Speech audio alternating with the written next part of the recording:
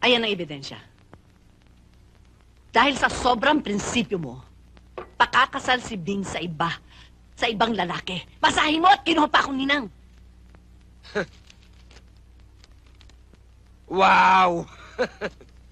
Tignan nyo nga naman ang buhay. Ganyan ho talagang kapalaran tao. Tumingin ka nga sa mata ko. At sabihin mo sa akin, baliwala sa iyong pagpapakasal ni Bing sa iba. Oh, may epekto ba? Benhar, maari mong dayan ang nanay mo, ang tatay mo, ako, ang mga kaaway mo, kaming lahat! Pero kailanman na hindi mo madadaya ang isang tao dito sa mundo, iyan ay ang iyong sarili. Kaya kumilos ka habang maaga pa. Ano hong gagawin ko? Wala ka na nang gagawin. Magsalita ka na lamang. Hindi ko papayagan na saktan ninyo ang sarili ninyo ni Bing. Bing! Huh? Tumigil ka. Alika ka rito, ha? Ang tigas talaga ng ulo mo, ha? Nasasaktan ako kapag nasasaktan ka.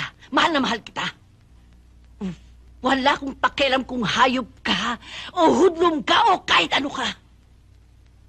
Mahal na mahal mo si Bing, hindi ba? Magsalita ka! Mag-usap kayo! Bing!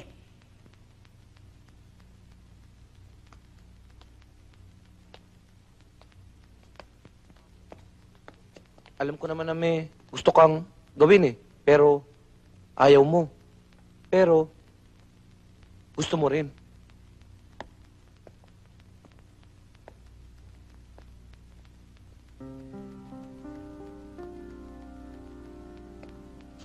Ben, hindi ako nagpunta rito para bigyan kita ng problema. Nagpunta ako dahil gusto ko magpasalamat sa iyo at humingi ng tawad. Ben, nasa akin yung perang iniwan mo kay Madam Lily. Yun bang perang ibinigay sa iyo ng daddy ko? Ben, thanks for everything. Thank you very much. I have learned so many things from you and... Tama na! Ingles ka naman ng Ingles! Ba't ka ba nandito? Mas ka nga! Huwag ka namang sumigaw. Kung masakit sa'yo, mas masakit sa akin! Mas masakit nga sa'yo, pero mas masakit sa akin dahil ikaw, mayaman ka, bato eh! Wala kang paramdam!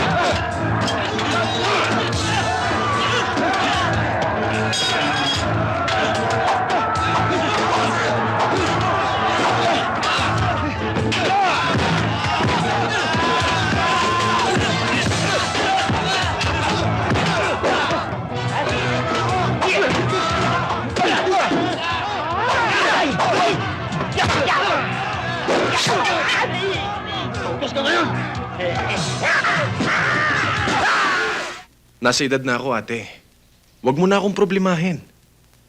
Mag-enjoy na lang kayo ni Monching sa mga ibinibigay ko sa inyo. Tumayo na ako bilang ina at kapatid mo magmula nung nawala sila. Huwag mong alisin sa akin na mag-alala para sa'yo. Kung inaalala mo tong sugat ko, wala to. Nasabit lang to sa bakal. Medyo napalalim nga lang. Huwag ka nang magpaliwanag. Sinabi na sa akin ni Roman ang lahat.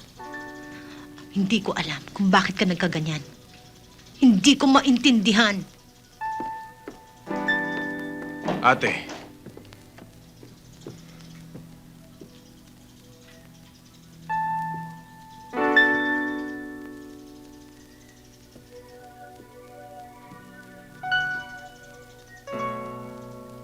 May karapatan ka para sumbatan ako.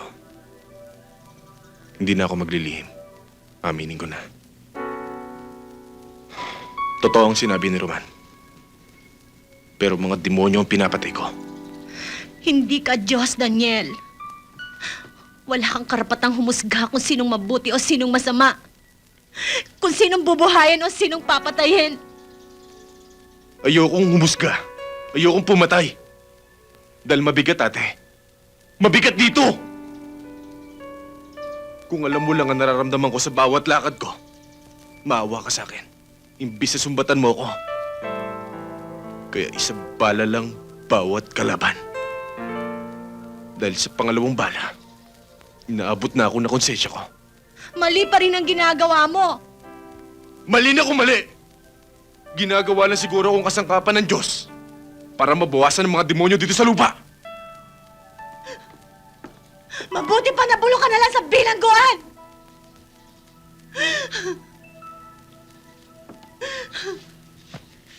Kahit na mabulok ako sa impyerno, kung para sa kabutihan nyo, gagawin ko. Isa kayo sa dahilan kung bakit ako nagkaganito. Pangalawa si Roman. Kahit na siguro buhay ko, kulang pambayad sa utang na loob ko sa kanya. Hindi ka inubligan ni Roman na bayaran ang mga yon. Parang kapatid na rin ang turing niya sa'yo. Pero mas matibay ang relasyon namin, Daniel. Kaya pinagtapat niya sa akin ang lahat.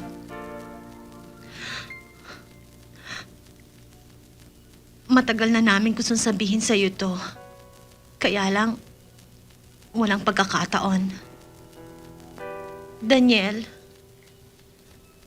si Roman, ang ama ni Monching,